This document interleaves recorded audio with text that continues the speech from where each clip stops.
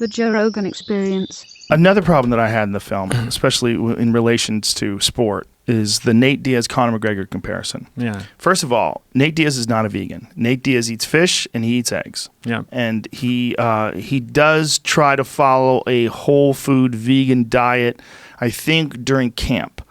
So I would have to talk to him about that. I know he's done interviews talking about that, but I've definitely seen him eat fish.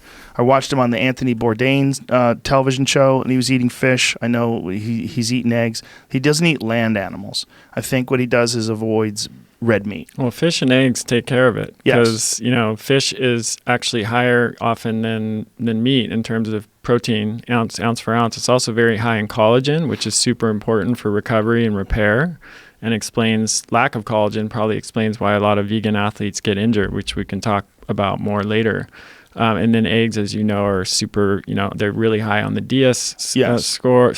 They're bioavailable, lots of other nutrients. So here's another problem with that whole comparison. First of all, Nate Diaz is a fantastic fighter. He's a long-time mixed martial arts veteran.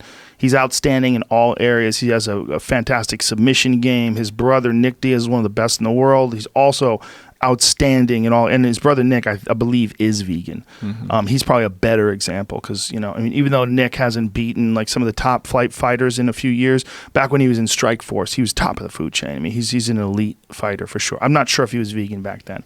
I'd have to ask him. But the point being that Nate is a exceptionally skilled athlete, and he was coming into that fight on extremely short notice. So he was most likely following his off-camp diet, which is eggs and eating fish and things along those lines. And I think he said he was partying in Mexico. So who knows what the fuck he was doing. It was like 11 days out. They call him, and they set up this fight. I forget how many days out it was, but it was a very, very short amount of time. Conor was preparing for a 155-pound fight against Rafael dos Anjos. So he was reducing his caloric intake, dropping his weight down to try to make this 155-pound weight class. It's a big cut for him. Yeah. So when you do that, you are in anticipation that the person you're fighting is also doing that. So you both kind of agree that you're going to be in a certain weakened state when you actually weigh in at 155 pounds. So was that like 2 weight classes below his normal? Well, let me keep going. So that was the first and only time, well, except the rematch with Nate was the only time that he's fought at 170.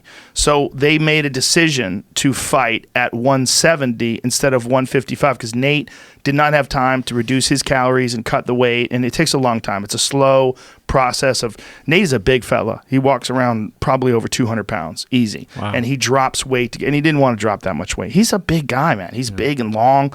And Conor was dropping his weight down to 155. So he's 10 days out, and he just starts packing on food, eating as much food as he can.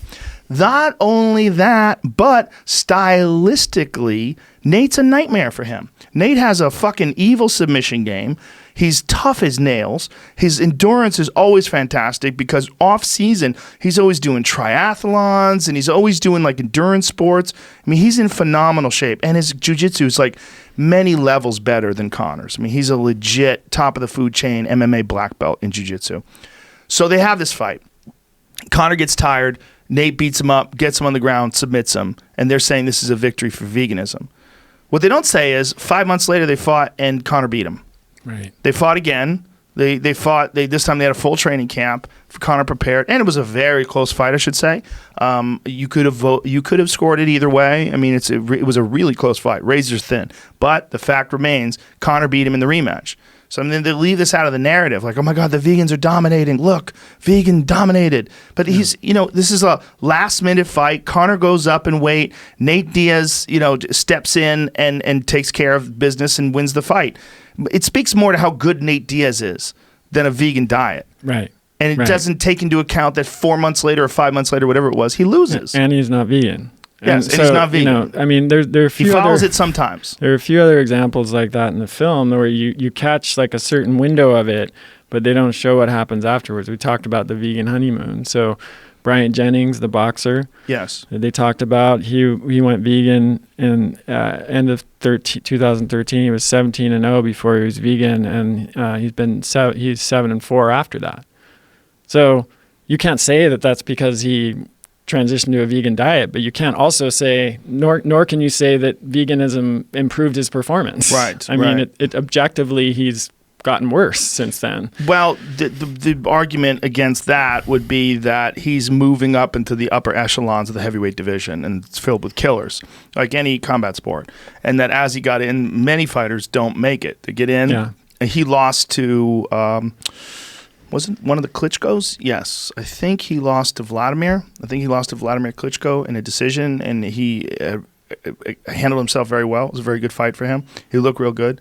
But yeah, I mean, that upper, when you get to these Andy Ruiz, Deontay Wilder, I mean, killers. Yeah. It's like not most people that get up into that division, they start losing. Most people. He's a good example, too, of this principle of context being everything. Because he said in the film, my early years growing up in Philly, the only thing we knew was spinach in a can, collard greens and Popeyes, KFC, everybody frying chicken. I grew up not even knowing about half these other vegetables. Asparagus to me just came out like 5 years ago. Right.